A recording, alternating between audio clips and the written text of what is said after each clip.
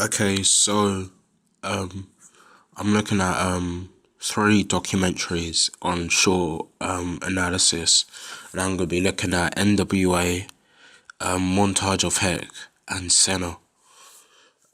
So yeah, I'll be looking at all the trailers, and I'm going to analyze them right now. So NWA, this is a biopic, and it's looking at the life lived of the rap group NWA, and give the audience opportunity and the potential and to potentially view things that they may not have known in an acted version, showing the actual reality. Overall, it's a great trailer that gives you great insight and what will feature with great suspense and sound to keep you engaged. So looking at cinematography, they use mid-range and close-up shots so the audience feel more involved in the trailer. With this and the meaning of the biopic, you would feel like you are actually there with them involved in their life.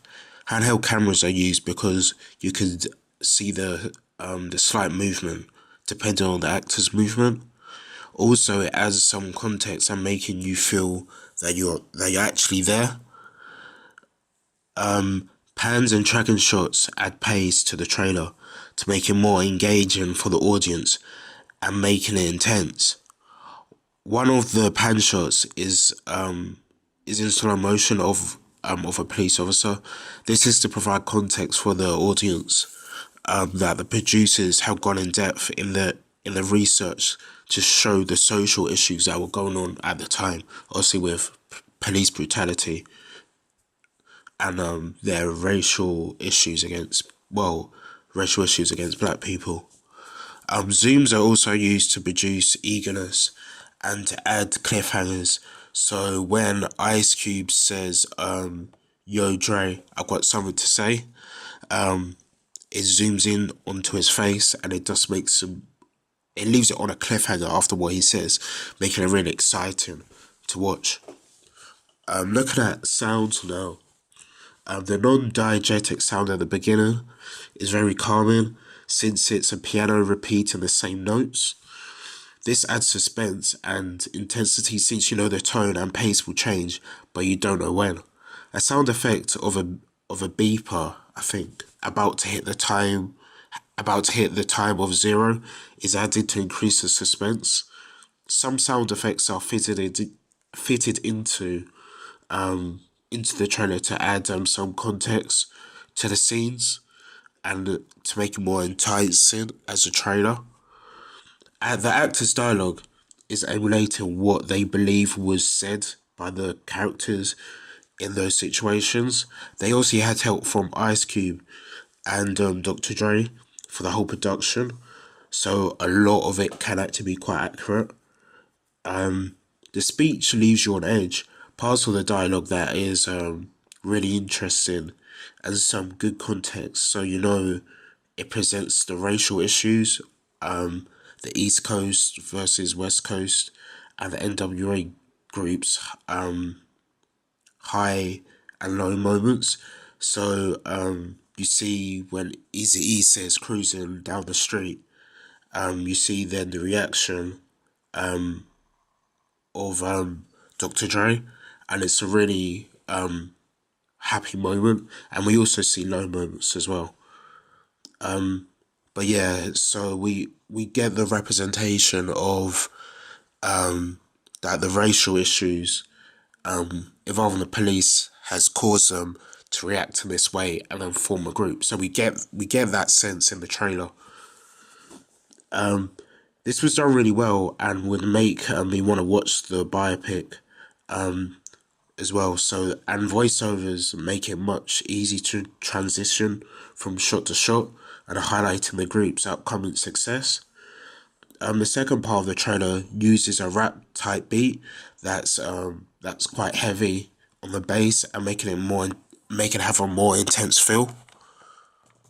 Editing in editing, short takes are generally used to add pace and provide a sense about the biopic that they are living life at full speed and on the edge and taking many risks in what they do. predictably, the most screen time goes to the members of NWA. However, most goes to the most known Eazy-E, Dr. Dre, and Ice Cube. That's what I think I've seen in the trailer. This is due to Eazy being at the forefront of it all, basically creating Ruthless, putting in money to NWA, and him being so iconic, and now he's passed away as well. Then there's Dr. Dre and Cube being known for many other things. So Ice Cube for many movies he's been in with, like Kevin Hart and many other actors. And then Dr. Dre with the Beats headphones, and also with Eminem. Fadeaways are used to show the transition in time and each life event occurring. So basically, after each fadeaway, it's another event in their life that's going on.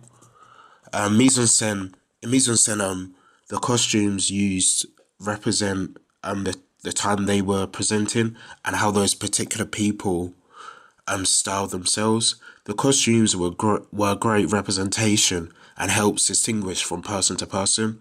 Props like guns and add realism to the biopic and show that they aren't forgetting some parts of the actual reality. Having scenes that show fire and destroyed neighborhoods follow the underlying moral issue of how police brutality drove NWA to perform and produce many famous tracks that were inspirational, but then also caused violence themselves.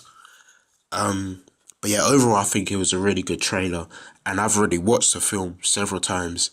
And watching the trailer before, it did make me get really attracted to actually watch the whole biopic, and also because it's actual events that have happened, I've obviously heard their music before, and then heard about some events as well. So hearing that the biopic was coming out, and then seeing the trailer, added more excitement for me, and made me much more interested in actually watching the biopic. Okay, now the second one I looked at was Montage of Heck.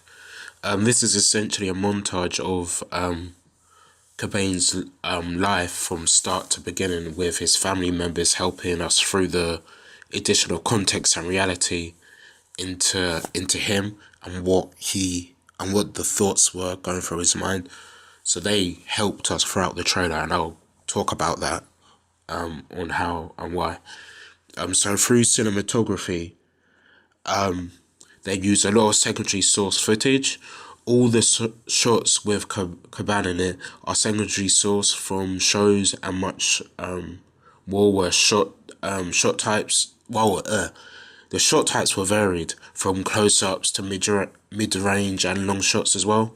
These shots are due to his movement on stage, because he was moving a lot, and just a general what the person decided on how close or how far away they wanted it. That's how they've just used it, and they can't really do anything about it. Pictures from one particular event is used where you can't see his face because his hair is down, and he looks like he's like sitting down on the stage. And this is just a mini series of pictures from a photo shoot, I'm guessing. Well, no, there's one picture after that's from a photo shoot, but those ones, I'm guessing, are just live pictures. The close-up shots, they show his emotion and raw feelings, making it interesting to witness and witness his emotions. And so you see a scene with a child when he's holding a child, which is very emotional in a way. Close-ups of people interviewed are used as well. Most of the time the camera is at an angle, not looking and with them not looking straight at the camera. This can make it kind of uncomfortable for the viewer if they're looking straight on and the person's looking straight at the camera. So them being slightly at an angle, it leaves some room around them, which makes it much more comfortable for the viewer. A lot of pictures were used showing essentially a lot of pictures of just other random things that I'm guessing he's done, and it shows essentially another side of the creativity of him.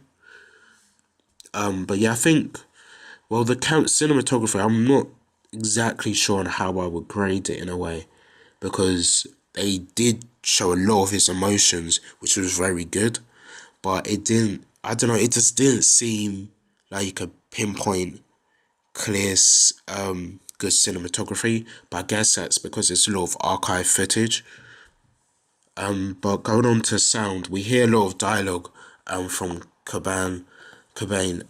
So the audience know it's about him, and yeah, so they know it's about him. An emotional side to it is hearing him as a child, and when he's upset. So you're hearing him as a young child, and it so engages the audience. And even though they are on his side, it puts them more on his side and feel more emotional about his life being taken away. Voiceover and diegetic sound from interviews are used as well. The interviews are coming from family members, and it's about them speaking. It's them speaking about insight into his mind and makes the audience eager to know more about the man away from everything. At the start, you heard dialogue, but it's not detectable, and we see a close up or some eyes. So we gain it's basically us hearing what's going through his mind, and I think it's a great way to start the trailer and set the tone for the rest of the film. Well, for the rest of the documentary, I mean. There's also calm and relaxing music at the beginning, so it starts so it's essentially the start of his life when everything, well, I guess when everything was going easy, and it's just building up to the more intense and more vigorous part of music, and that would relate to how his life was going on, essentially being famous. Then violin is used to create a fast-paced feel, an intense feel, and match on action shots are used to add context as well. The sound does change a lot, and very quick. It changes a lot, and it's very quick from being calm to then intense rock music, and having the addition of sound effects, making it feel unstable but interesting, relating to his life. So, so yeah, I would say that the sound used is relating heavily to the changes in his life and the stages of his life. So I would say that they use it very well, and it can. Well, I wouldn't say it can make the audience feel uncomfortable, but hearing all these different types of sound is very heavy for the viewer to take it all in, but you're still able to take it all in. With editing, there was a good piece of editing with the animation at the beginning of the trailer, which I was really surprised by, and because you don't normally see something like that with a documentary, and it catches you by surprise and makes you engaged already. And I thought it was a very clever thing to do, and I thought it was really I thought it was really clever to do, and a great way in presenting him, because I guess it can just show some sense of creativity on his mindset as well. Short takes create pace and intensity, which was done correctly, I feel. Lighting is very mixed from scene to scene. It's mainly secondary source footage, so there's not a set type of lighting used. Only apart from in interviews that the producer have actually recorded, where it's high key lighting. The addition of overlaps with text makes it confusing but interesting to actually see. Also, the cuts to a black screen makes it much more intense, and it puts you on edge a bit because you don't know what's actually coming up next. I would say that, well, it's styled in the title. It says montage of heck, so it is obviously styled in a way of a montage in the trailer. And when looking at the trailer, I could see that they go from the start of his life to the end of his life, just in that short amount of time. but then they've taken out a lot of information. So then they obviously just don't reveal it all in just a trailer, and then that's basically all of it. But I think they just condensed it down, showing parts of his life in the trailer from start to beginning, and I think that was done really, really well. With Mise-en-Scène, I didn't really have much to say about this, but location-wise, there's a lot of scenes of him performing at concerts, and the interviews are in, I think, house locations, adding a sense of realism towards it. So yeah, and then, well, there's no costumes, obviously, only really the clothes people wear in interviews, which are very basic colours. Overall, I think the trailer was really good, and I would definitely watch the film, well, the documentary after watching the trailer. Okay, now the last one is Senna. This documentary is about Senna, the Formula One driver who passed away due to a crash in a race. This is a very emotional documentary due to his success in racing. They've already had a set audience in the world of racing, so it's important that they get the facts correct and what they show is effective, and not presenting him in the best light because of how influential and how inspirational he was in Formula One and racing in general. But looking at the cinematography, for every shot that you see Senna's face in, it's always a close up, so we can see his true emotions. Seeing his smile can create a positive emotion for the audience since he has passed away, so we don't, because we also don't see him anymore. And seeing his smile, we also had close ups of these, so it was obvious that we could see him smiling. The qualities of the shots are mostly at low resolution due to the time it was taken in. There are handheld camera shots when he's being interviewed and celebrating, and him just walking and showing that that this footage was live and real and not staged.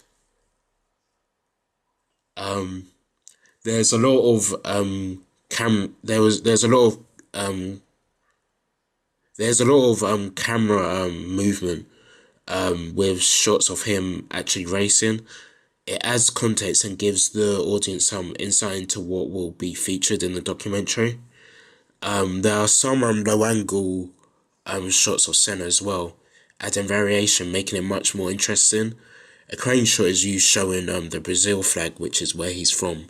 So it also just adds more information about him and showing his nationality.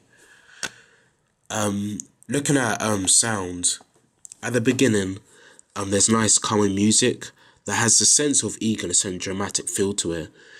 This relates to him racing on the edge and ultimately risking his life. Natural diegetic sound of the racing cars used a lot to add realism to the documentary. It also increases the pace of the trailer, and that sound is very rough on the ears, making it disturbing, but in a way it still attracts you. Dialogue of commentary is used as a voiceover to transition from shot to shot. It's also used to show his success and add excitement. This excitement can also cause goosebumps for the audience, since you're hearing the commentary, commentators get really excited and thrilled at these moments in Senna's career. So it does give you that excitement as well. Different styles of music are used at different points in the relation to what's on screen. So music that is intense is used when they go deeper into his life and the risk he is taking driving dangerously. The music to the end is really energetic as well. Dialogue of Senna is used throughout the whole trailer, creating an emotional pull because we are hearing the voice of a great racer. We hear one or two people in interview formats, but not that many, which leaves the trailer empty in the way of variation of speech and hearing many different people speak. Because we know that there could be a lot of people who spoke about him, but they've either not given a lot away or they've just chosen not to have many people in it, and just for us to reflect back at the achievements he's had in all the races he's won and all the great overtaking, and just looking at some of his life as well. So it seemed like they just didn't want to, well, in the trailer it just seemed like they wanted to show more of just him in a montage video than just a trailer in a way. With editing, the trailer is, as I said, in a montage format, showing him racing and his life around racing as well, showing high moments and low moments of events. This montage has a fast pace to it relating to Formula One and his racing style. This the shot selection used is to arouse the emotions of the audience and look back into the past at what they remember seeing of Senna. They have used moments to cut scenes in slow motion to slow down the pace, and so we see more of his emotion in one scene than a quick cut where we only have a couple of seconds each time. The shot selection is archive footage. So when I was talking about the resolution, that was secondary source footage. So it potentially could have been a camera from someone in the crowd where they may not have had the best quality camera, and then they zoomed in on him, or it could have been a reporter or anyone where they zoomed in on him, and obviously their resolution isn't at the best quality, so that's why we got that retro vintage style quality, which does actually look quite nice and adds variation and shows that it wasn't recent and that it was not a long time ago, but it wasn't like the last 5 years. Text is added in, and they use fadeaways for it to then disappear. The piece of text adds emphasis and emotion. The words like genius, and outsider, and some other words as well. It creates excitement around the documentary. The title shot is really effective, with a stroke of red in like the sort of bottom left, then going across the screen in a vigorous fashion, with Senna coming up in the middle of like the red type spark, and with that you then hear the sound of it going across as well as a Formula One car, and I think that's really effective, and it's a nice different style on how they could have ended up presenting it, and it's really unique in a way, and I think I really liked how they presented that. Looking at location through mise en scène, most scenes in the environment are in the environment of racing tracks or on the racing track, so the audience have more knowledge. I know that the documentary will feature many moments of Senna on the track. Where we see people being interviewed, the location is undetectable due to how close we are to the subject. Obviously, it's not really costumes, but people are just in, because it's sort of secondary source footage for the most part, the clothes worn are just basic clothes, and then we also get the specific field clothes of the racing equipment, and then we also do see a lot of Formula One cars as well, but that's what was expected.